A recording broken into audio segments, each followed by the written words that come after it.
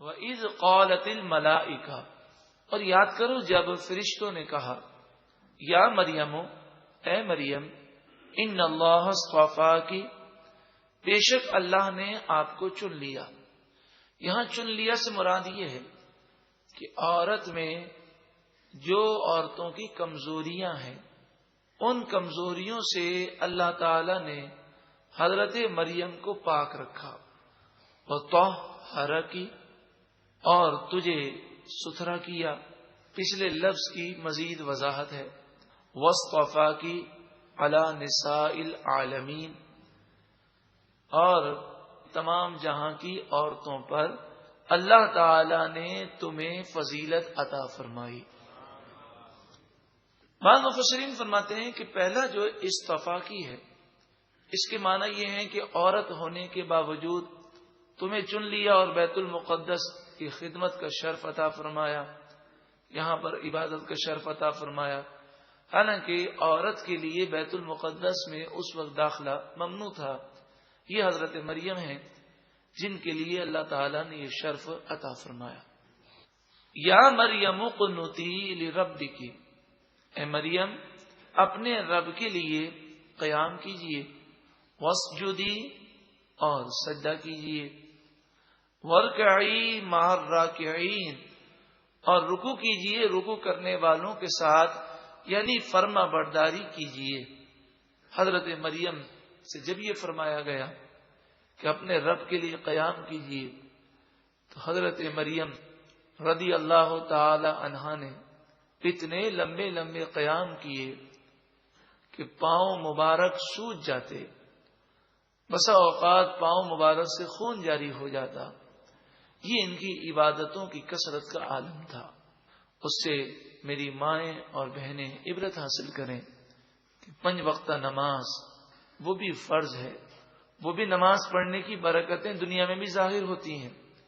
نماز پڑھنے والا دنیا میں بھی خیر و برکت سے محروم نہیں ہے۔ بے نمازی کی نحوستیں اپنی جگہ ہیں، ہم جانتے بھی ہیں کہ جو ایک وقت کی نماز قضا کرنے کا عادی ہو، حدیث پاک کے مطابق اس کی دعائیں قبول نہیں ہوتی، بلکہ نیک لوگ اس کے لیے دعا کریں تو ان کی دعائیں بھی ان کے حق میں قبول نہیں ہوتی، اس کی روزی میں تنگی ہوتی ہے، اسے سکون چین اطمینان نہیں ملتا۔ یہ ساری باتیں جاننے کے باوجود ہماری مائیں اور ہماری بہنیں ذرا ذرا سی باتوں پر سستی کی وجہ سے نمازیں چھوڑ دیتی ہیں، خصوصاً شادی کے موقع پر۔ بلکہ بہنیں تو کیا، ہمارے بھائی بھی شادی کے مواقع پر فجر کی نماز ان کی قضا ہو جاتی ہے، جی رات کو دیر سے سوئے تھے۔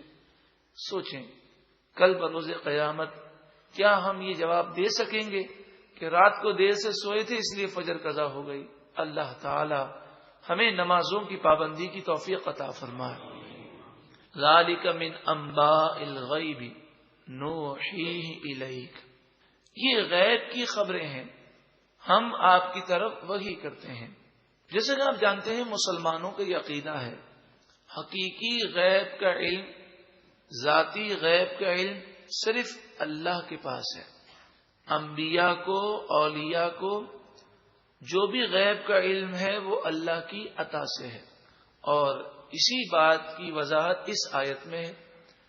یہ غیب کی خبریں ہیں جو ہم آپ کی طرف وحی کرتے ہیں۔ عقید و جہاں صلی اللہ علیہ وآلہ وسلم کے پاس تمام مخلوق میں سب سے زیادہ علم موجود ہے، بلکہ تمام مخلوق کا علم جمع کر دیا جائے تو نبی کریم صلی اللہ علیہ وآلہ وسلم کے علم مبارک کے ذرے کو بھی نہیں پہنچ سکتا۔ لیکن یہ علم ذاتی نہیں، اللہ کی عطا سے ہے۔ وما كنت لديهم اذ يلقون اقلامهم ايهم يكفل مریم، اور آپ جسمانی طور پر ان کے پاس موجود نہ تھے جب وہ اپنی قلمیں قرآن اندازی کے لیے ڈال رہے تھے کہ کون حضرت مریم کی کفالت کرے۔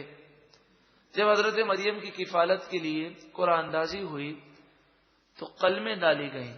قلم سے مراد یہاں پر جسے لکڑی کا قلم آپ نے دیکھا ہوگا، وہ قلم مراد ہے جو ہلکا ہوتا ہے، اس پر بیت المقدس کے جتنے عابدین تھے سب کے نام لکھے گئے، اور پھر وہ قلم دریا میں زور سے پھینکے گئے. تو آپ جانتے ہیں کہ لکڑی زور سے پھینکی جائے تو تھوڑی دیر کے لیے اندر چلی جاتی ہے اور پھر دوبارہ ابھر کر آتی ہے. تو جب یہ ابھر کر قلم آئے تو حضرت زکریا علیہ الصلوۃ والسلام کے نام کا قلم اوپر آیا، اور لوگوں نے جب یہ دیکھا تو حضرت مریم کو حضرت زکریا علیہ السلام کی کفالت میں دے دیا. تو قرآن مجید فرقان حمید فرماتا ہے کہ آپ کی پیدائش تو اے محبوب بعد میں ہوئی ہے. یہ سارا علم کس نے دیا؟ اللہ نے دیا. اگر ان آیات کے باوجود بھی کوئی شخص شیطانی وسوسے کا شکار ہو کر رسول اللہ صلی اللہ علیہ وآلہ وسلم کے علم کو تسلیم نہ کرے، اور اگر وہ یہ کہے کہ اللہ نے علم دیا ہی نہیں ہے، تو بتائیے کتنی بری بات ہے کہ قرآن مجید فرقان حمید میں جب موجود ہے تو ہم کیوں تسلیم نہ کریں؟ یقیناً مسلمان تو قرآن کی آیت پر اپنے سر کو جھکا دیتا ہے. یہ غیب کی خبریں ہیں جو قرآن نے کہا کہ ہم آپ کی طرف وحی کرتے ہیں. وما کنت لدیہم اذ یختصمون، اور آپ جسمانی طور پر ان کے پاس نہ تھے جب وہ حضرت مریم کو حاصل کرنے کے لیے بحث کر رہے تھے، اور ہر ایک کی یہ خواہش تھی کہ حضرت مریم کی پرورش اور ان کی کفالت کی سعادت مجھے حاصل ہو. یہ علم غیب ہے جو اللہ نے آپ کو عطا فرمایا.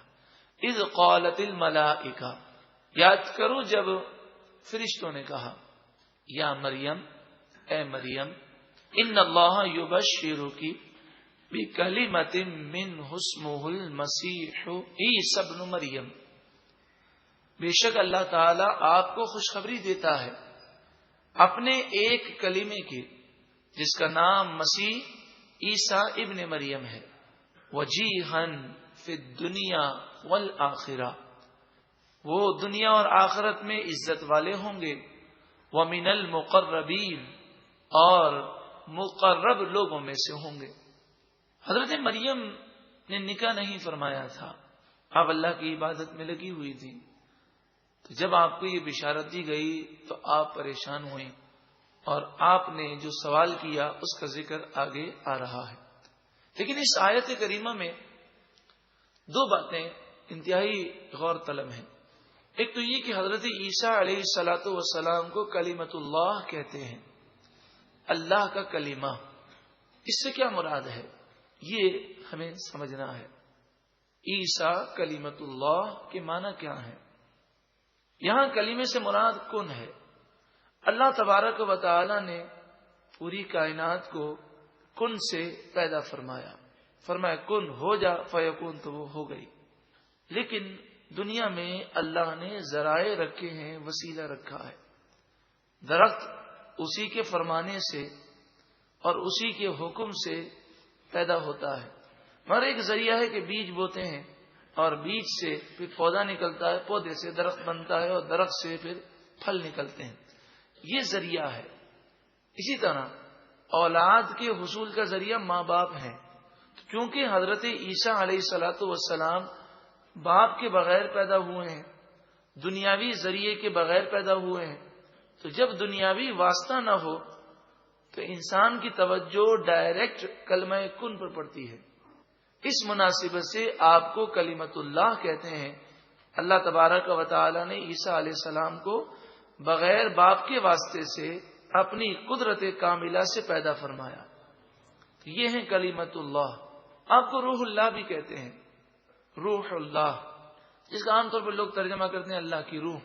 لیکن اس سے مراد روح من اللہ. یہ اضافت منیہ ہے، یہ گرامر کی ایک لاجک ہے. صرف یہ سمجھ لیجئے کہ روح اللہ کے معنی ہے اللہ کے دربار کی خاص روح، جیسے بیت اللہ اللہ کا گھر.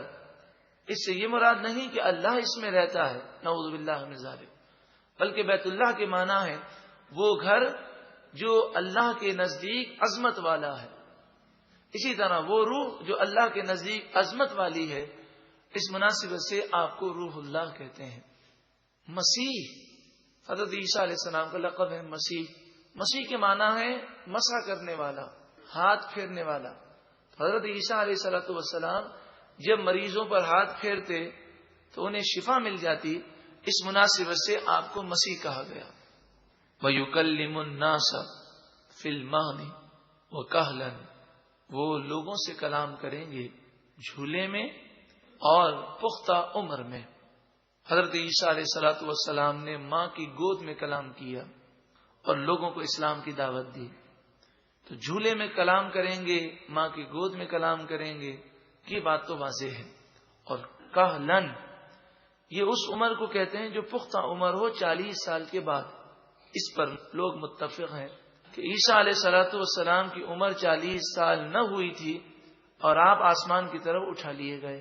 اور قرآن فرماتا ہے کہ آپ کاہل عمر میں کلام کریں گے, یعنی 40 سال کے بعد کی عمر میں کلام کریں گے. تو اس سے اسلامی عقیدے کی وضاحت ہو گئی کہ عیسیٰ علیہ السلام 33 سال میں آسمان کی طرف بلند ہوئے ہیں, اب قرب قیامت میں پھر آئیں گے اور یہاں پر آپ اپنی عمر گزاریں گے, اور 40 سال کی عمر کے بعد بھی آپ لوگوں کو تبلیغ فرمائیں گے. مفسرین نے فرمایا کہ آپ حضرت عیسیٰ علیہ السلام دنیا میں کتنا عرصہ رہیں گے, اس میں 2 قول ہیں. ایک قول تو یہ ہے کہ 63 سال کی عمر تک آپ یہاں رہیں گے, اور دوسرا قول یہ ہے کہ 73 سال کی عمر تک آپ رہیں گے اور پھر آپ کا وصال ہوگا اور نبی اکرم صلی اللہ علیہ وآلہ وسلم کے پہلو مبارک میں مزار اقدس آپ کا بنایا جائے گا. آپ جب دنیا میں واپس آئیں گے تو اسلام کی تبلیغ کریں گے, نبی کریم صلی اللہ علیہ وآلہ وسلم کے دین کو پھیلائیں گے, اور آپ نبوت کا دعویٰ نہیں کریں گے بلکہ نبی کریم صلی اللہ علیہ وآلہ وسلم کی امت کے ایک مبلغ کی حیثیت سے آپ تبلیغ فرمائیں گے. وَمِنَ الصَّالِحِينَ, اور مقرب بندوں میں سے یہ ہوں گے. قالت, حضرت مریم نے عرض کی, ربی, اے میرے رب, انا یکون لی ولد, میرے یہاں اولاد کیسے ہوگی. ولم یمسسنی بشر, حالانکہ کسی بشر نے مجھے چھوا تک نہیں, یعنی میرا نکاح بھی نہیں ہوا. مفسرین فرماتے ہیں اس سے مراد آپ کی یہ تھی کہ یہ بشارت جو مجھے دی جا رہی ہے, کیا میرا نکاح ہوگا اور اس کے بعد یہ اولاد ہوگی یا بغیر نکاح کے یہ اولاد ہوگی.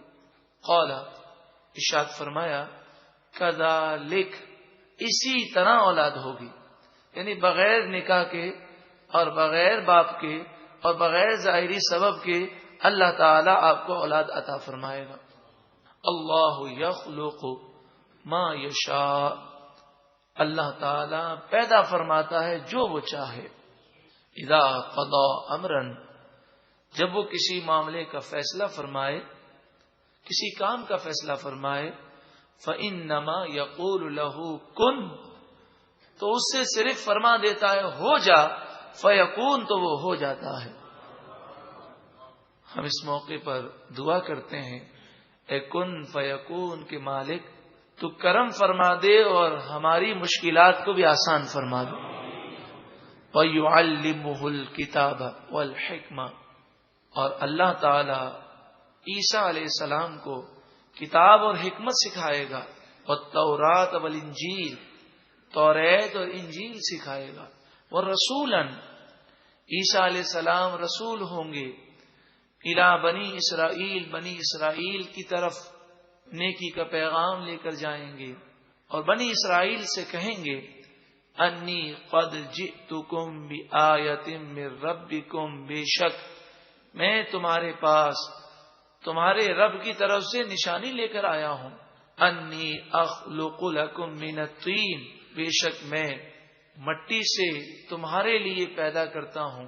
کہیئۃ الطیر, پرندے جیسی صورت. اب مٹی سے پرندے کی شکل بناتے. فانفخ فیہ, پھر میں اس میں پھونک مارتا ہوں. فیکون طیرا باذن اللہ, پھر وہ پرندہ بن جاتا ہے اللہ کے اذن سے.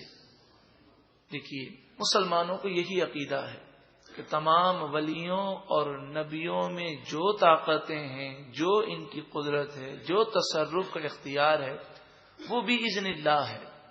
حضرت عیسیٰ علیہ الصلوۃ والسلام مٹی سے پرندہ بناتے ہیں, اس میں پھونک مارتے ہیں تو روح آ جاتی ہے. وہ پرندہ اڑ کر روانہ ہو جاتا، اس میں جان آ جاتی۔ تو دیکھیں اس سے ہی معلوم ہوا کہ اللہ کے نیک بندوں میں یہ طاقت ہے کہ وہ پھونک ماریں تو مٹی سے پرندہ بن جائے، مگر یہ طاقت اللہ کی دی ہوئی ہے، اسی لیے کہا بِإِذْنِ اللہ، اللہ کے اذن سے۔ اگر شیطان کسی کو یہ وسوسہ ڈالے کہ اللہ کے اذن سے بھی، اللہ کی دی ہوئی طاقت سے بھی اللہ کے نیک بندے کچھ بھی نہیں کر سکتے، تو یہ قرآن کا انکار بھی ہے اور اللہ کی قدرت کا انکار بھی ہے۔ ان اللہ علی کل شیء قدیر، بے شک اللہ تعالی ہر چاہت پر قادر ہے۔ تو وہ جس نبی اور جس ولی کو جو مقام طاقت دینا چاہے یہ اس کی مشیت ہے، ہمیں تسلیم کرنا چاہیے اور اللہ کی قدرت کو محدود نہیں سمجھنا چاہیے۔ تو عیسیٰ علیہ السلام کو یہ طاقت دی اللہ تعالیٰ نے، تو آپ کہہ رہے ہیں میں بناتا ہوں، میں پھونک مارتا ہوں، لیکن پھر آخر میں کیا فرماتے ہیں؟ کرتا تو میں ہوں، یہ طاقت کس کی دی ہوئی ہے؟ بِإِذْنِ اللہ۔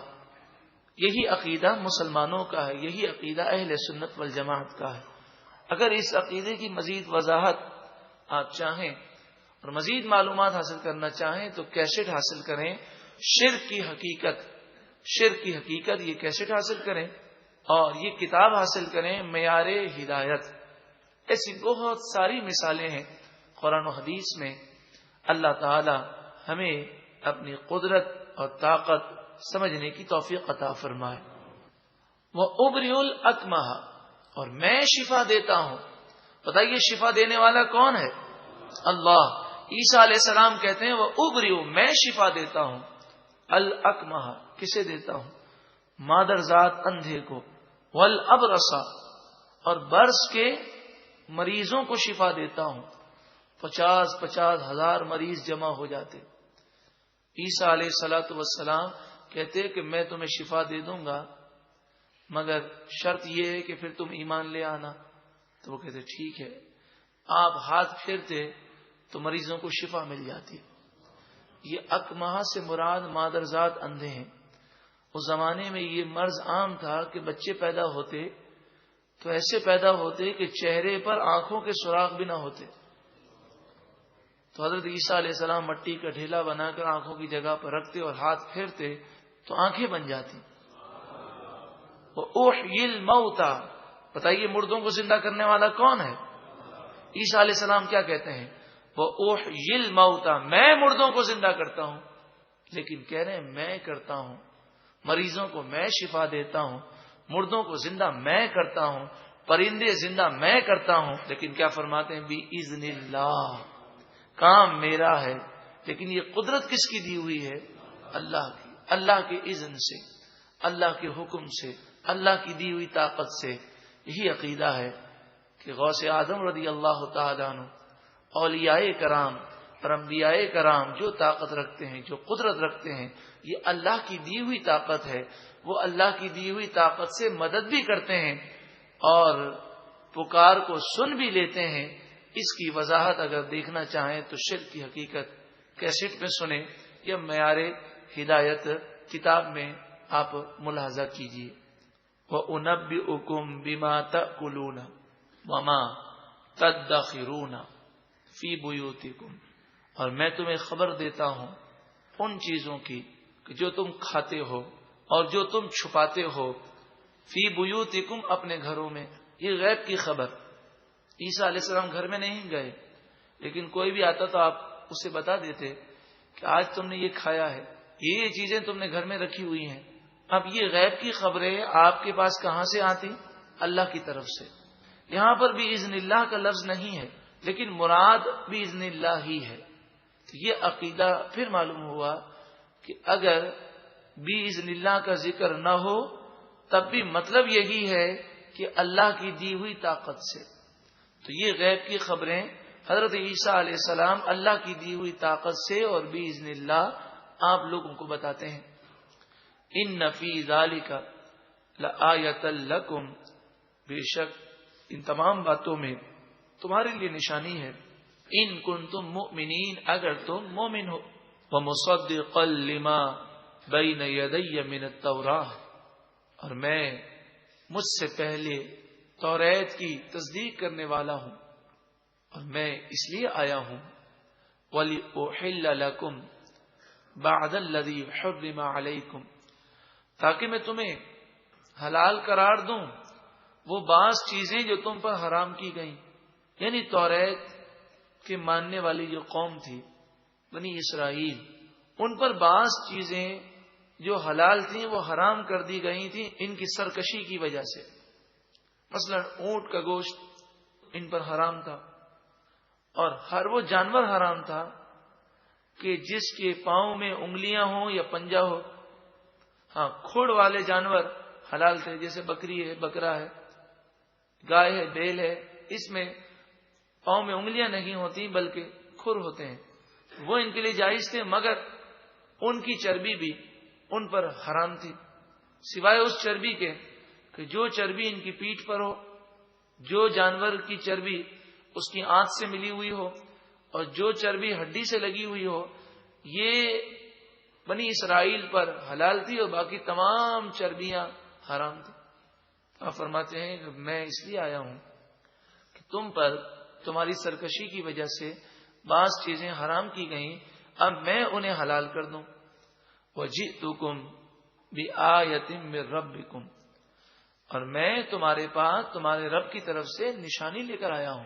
فَاتَّقُوا اللَّهَ، پس اللہ سے ڈرو. وَأَطِیعُونِ، اور میری فرما برداری کرو. اِنَّ اللَّهَ رَبِّي وَرَبُّكُمْ، بے شک اللہ میرا رب بھی ہے اور تمہارا رب بھی ہے.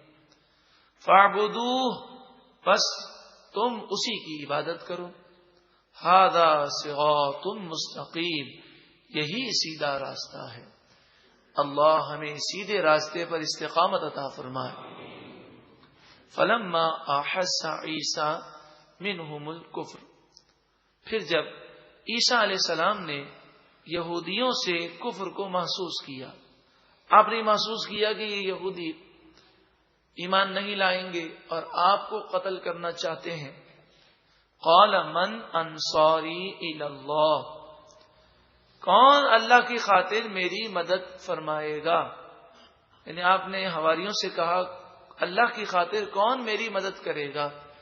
وہ یوں سمجھیے کہ آپ نے حواریوں سے مدد مانگی.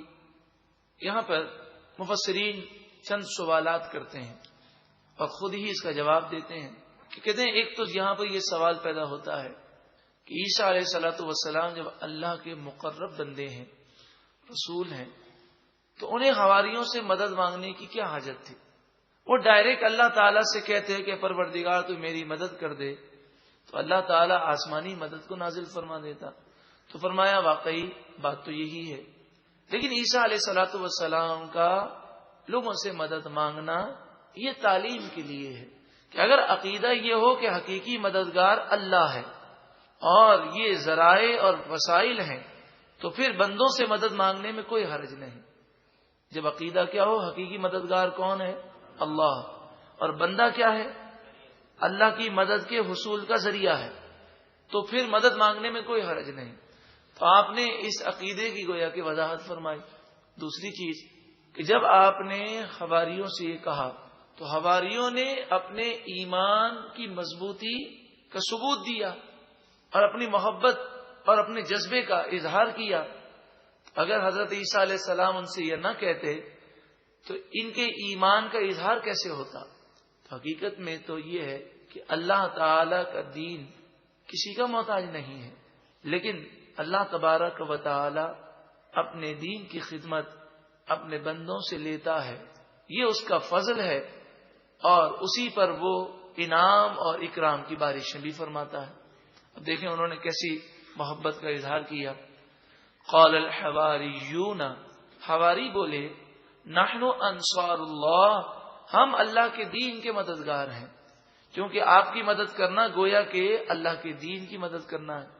مدد کے بارے میں اگر آپ معلومات حاصل کرنا چاہیں تو یہ دونوں چیزیں یعنی کیسٹ، شرک کی حقیقت اور معیار ہدایت، اس میں بھی تفصیل کے ساتھ قرآن و حدیث کی کئی باتیں ہیں جس سے ثابت ہوتا ہے کہ جب غیر اللہ سے مدد مانگی جائے، اللہ کے علاوہ کسی سے مدد مانگی جائے، اور عقیدہ یہ ہو کہ حقیقی مددگار اللہ تعالی ہے، یہ ذریعہ اور وسیلہ ہے، تو پھر مدد مانگنے میں کوئی حرج نہیں ہے۔ آمنا، ہم ایمان لائے، باللہ، اللہ پر، واشہد بأننا مسلمون، آپ گواہ رہیے کہ ہم مسلمان ہیں۔ ربنا آمنا بما انزلتا، اے پروردگار ہم اس پر ایمان لائے جو تو نے نازل کیا، واتبعنا الرسول، اور ہم نے رسول حضرت عیسیٰ علیہ السلام کی پیروی کی، یہ حواری کہہ رہے ہیں، فاکتبنا مع الشاہدین، بس تو ہمیں گواہوں کے ساتھ لکھ دے اور ہماری گواہی کو قبول فرما۔ وَمَكَرُوا، یہودیوں نے فریب کیا، وَمَكَرَ اللَّهُ، اور اللہ نے خفیہ تدبیر فرمائی، وَاللَّهُ خَيْرُ الْمَاكِرِينَ، اور اللہ سب سے بہتر خفیہ تدبیر فرمانے والا ہے۔